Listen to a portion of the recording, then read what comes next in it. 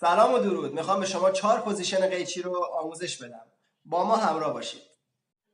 خب، پوزیشن 1. انگشت انگشتری توی سوراخی که اهرم داره و انگشت شست توی یکی و این انگشت کوچیک پشت اهرم و این دو انگشتم اینجا.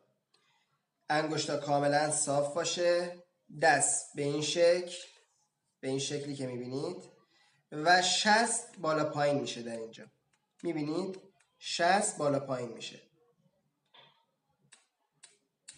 این پوزیشن 1، یعنی اون حالت یکی که میگیره دستمون. خب برای پوزیشن 2، حرکت دوم، این انگشتا رو میبینید، انگشت کوچیک میخوابه، انگشت دومم میخوابه به این شکل و شستمون از بالا، ببینید از بالا داخل این میاد. خب و دستمون حالت چی میشه؟ به این حالت، شبیه مار کبرا میشه. میبینید به این حالت و در این قسمت شستمون بالا پایین میشه. میبینی؟ برای قسمت های بالای مو که میخوای کوتاه کنی از این نمونه استفاده میکنن، از این پوزیشن استفاده میکنن که مو رو کوتاه کنن. در این روش هم به یاد داشته باشید که وقتی میخواید موی بالای سر رو کوتاه کنید به این شکل باید کوتاه کنید. چرا؟ چون اینجا شست زور زیادی نداره. اگه بخواد مستقیم کوتاه کنید نمیشه، اذیت میشین. به همین خاطر باید به همین حالت کوتاه کنید. ببینید این پوزیشن 2 بود. پس انگشت کوچیکمون روی اهرم میخوابه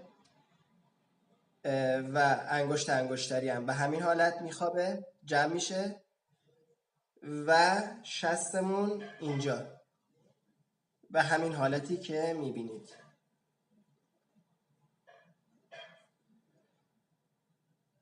خب برای پوزیشن 3 چی کار میکنیم؟ این دوتا انگشت همینطور جمعن، به جایی که انگشت از بالا باشه از زیره. میبینید؟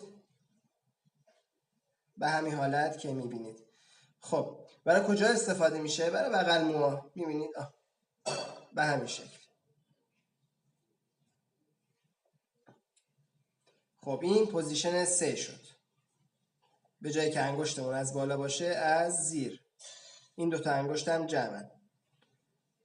خب پوزیشن 4، شستمون همینجا میمونه و اون یکی سوراخ رو به داخل دست. میبینی اهرم رو به داخل دست. پوزیشن 4، انگشت انگشتری میاد داخل و انگشت وسط پشت اهرم، برای اینکه وقتی مو رو جدا میکنید کوتاه کنید. ببینید به همین شکل. ببینید به همین شکل. به همین شکل. خب میخوای برگردیم پوزیشن 1. چه کار میکنید؟ این انگشت انگشتری رو در میارید، به همین حالت میذارید اینجا، دستتون رو میارید پایین.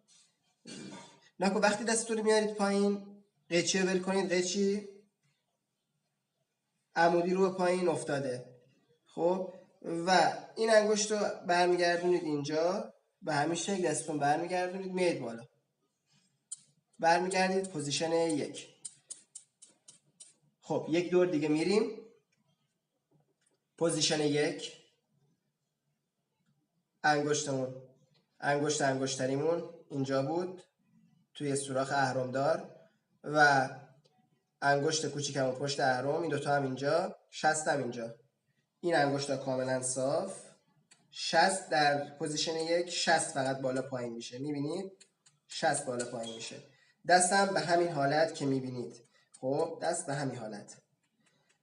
و در پوزیشن 2 دستمون رو میبینید، این انگشت کوچیک کاملا جمع میشه، انگشت دومم ببینید جمع میشه و شست اینجا به این حالت. میبینید اینا باید کاملا جمع بشه که قیچی رو بتونه نگه داره.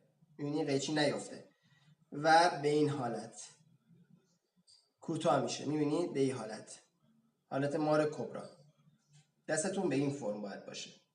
خب برای پوزیشن 3 اینا همینجور جمعن. خب اینا همینجور جمعن. انگشت به جایی که بالا باشه 60 از داخل میاد. ببینید به این حالت. خب پوزیشن 4 چجوریه؟ 60 اینجا میمونه، ول میکنید انگشتریتون رو، میارید داخل سوراخی که اهرم داره پشتش و با انگشت وسط پشت اهرم رو میگیرید. پوزیشن 4. میبینید پوزیشن 4. بعدش میخواید چیکار کنید؟ برگردید به پوزیشن 1. خب 60 تو همین میمونه و این اهرم، این سوراخ رو به داخله و این انگشتری میاد داخل سوراخی که اهرم داره و انگشت وسط پشت اهرم به این حالت. این 4 پوزیشن قیچیه. این 4 نمونه پوزیشن گرفتن قیچی بود که من به شما گفتم. لطفاً اگه دوست داشتید حتما مشترک کانال شید، یعنی اون دکمه قرمز رنگی که نوشته سابسکرایب به انگلیسی یا به فارسی نوشته مشترک شدن اون رو بزنید، عضو کانال شید و زنگوله هم بزنید که به محض اینکه ویدیوی جدیدی گذاشتیم برای شما بالا بیاد و شما مطلع بشید. لطفاً لایک، کامنت فراموش نشه، کامنت بذارید که من بدونم تو چه زمینه‌ای شما دوست دارید آموزش ببینید و اونا رو من به شما ارائه بدم. خیلی ممنونم که تا اینجا همراه ما بودید. تا درود دیگر، بدرود.